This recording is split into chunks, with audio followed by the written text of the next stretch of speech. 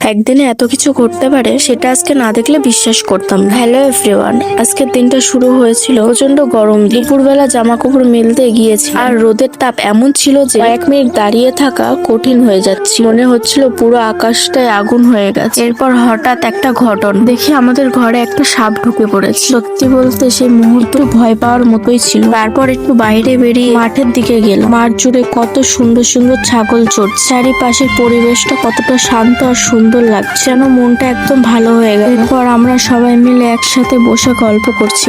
তখনই হঠাৎ করে আবহাওয়া বদলে গেছে। চারপাশে কালো মেঘে আকাশটা ঢেকে গেছে, যেন বৃষ্টি নামার অপেক্ষা। আর তারপর শুরু হলো সবচেয়ে সুন্দর। ছাদের এক কোণে দাঁড়িয়ে আমি উপভোগ করছি সেই দারুণ বাতাস এত জোরে বইছিল যে দিনের সব ক্লান্তি যেন মুহূর্তে দূর হয়ে গেল। কখনো প্রচন্ড কখনো ভয়ের মুহূর্ত, আবার কখনো প্রকৃতির অসাধারণ সৌন্দর্য। এভাবে কেটে গেল আজকের দিন। ভিডিওটা ভালো লাগলে অবশ্যই একটা লাইক করুন আর তোমাদের মতামত কমেন্টে জানাতে ভুলবেন না।